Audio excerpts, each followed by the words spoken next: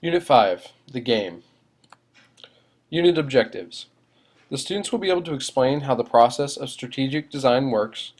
The students will be able to demonstrate the use of defining objectives to select game objectives.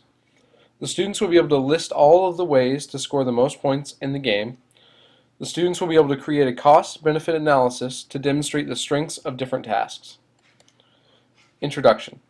In this class, we will design our robots to be able to participate in a head-to-head game. To truly master the game, there are a series of steps to take before beginning the actual play. Learning the rules of the game, what are the objectives, what actions are allowed, what actions are prohibited, analyzing potential strategies, stretching to get into optimal shape, and practice. Strategic design. Strategic design is the process of determining what a robot should be able to do. In this process, you aren't trying to solve the problems of what a robot will look like or how the robot will complete the task. Defining objectives. How do we define success? When making any sort of decision trade-off, the team needs to ask themselves, will this choice help the team win games? Objectives might include aesthetics, design elegance, and shock value. Objectives must always remain secondary to prevent them from interfering with the goals of success.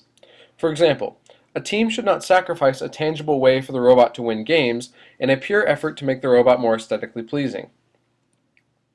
Analyzing the game.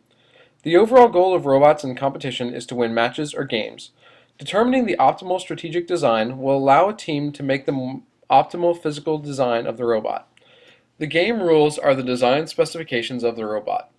The rules explain the objectives of the game, what actions are permitted, and which actions are prohibited. Analyzing the game. What are the different ways of scoring points? Make a list of potential ways to score points. For robots in competition, there can be multiple ways to score points for performing an assortment of different tasks. Sometimes these tasks are not fully obvious to the untrained eye. To avoid missing scoring potential, one must read every detail of the rules and also learn to read between the lines. What are the different ways of stopping your opponent from scoring points? Make a list of potential ways to deny points, no matter how obscure it may be. Many teams only focus on scoring points, not realizing the value towards winning a match that is provided by denying points. What is the maximum possible score in a game or match? Is there a maximum possible score? For example, if the game involves scoring pop cans in containers, the limits could be the number of pop cans or the size of the container. Cost-benefit analysis. A task that earns the most points may be incredibly difficult, while a task that earns less points may be very simple to accomplish.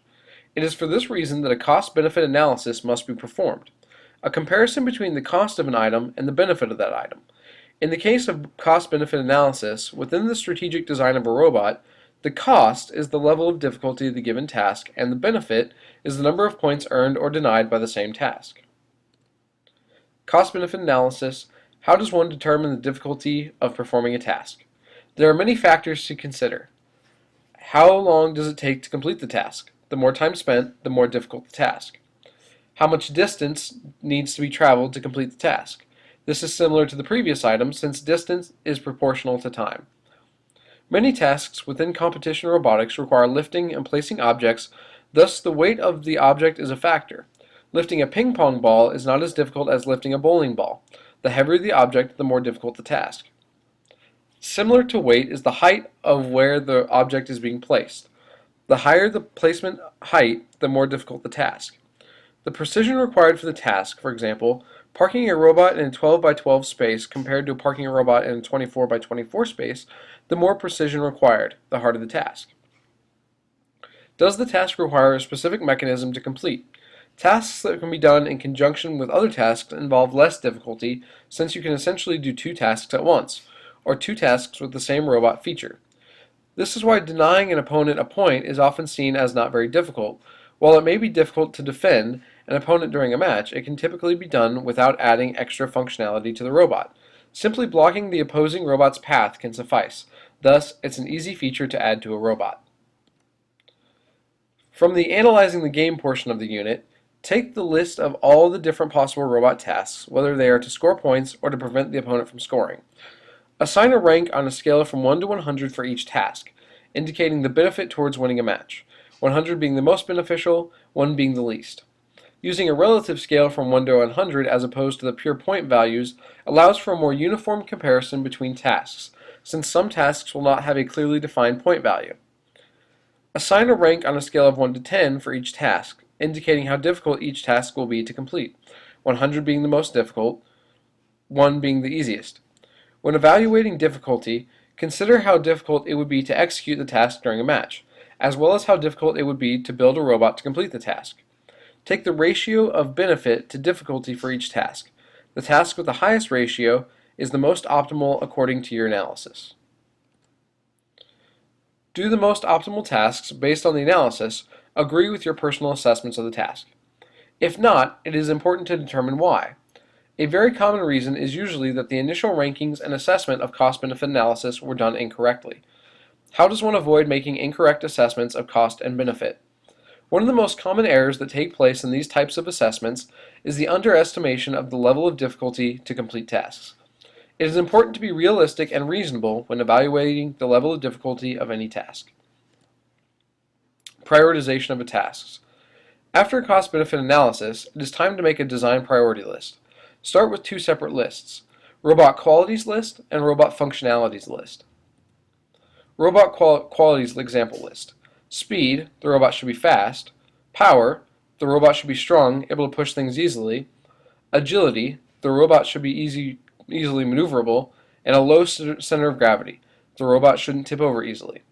The qualities are based off the list of optimal tasks. For example, if the most optimal task is placing baseballs in a goal on the opposite side of the field, speed would be very desirable in order to reduce the time spent traversing the distance across the field. Robot functionalities list. This is a list of the abilities that the robot should have. This list should include the ability and not the actual implementation. If possible, it helps to quantify the abilities. Traversing the field. The robot should be able to traverse the full length of the field in less than 5 seconds. Picking up objects. The robot should be able to pick up 3 baseballs at a time from the ground. Depositing objects. The robot should be able to accurately lift 1 baseball to a height of 24 inches and release it, all in a time of 4 seconds. Prioritize the robot functionalities list. 1. Drive.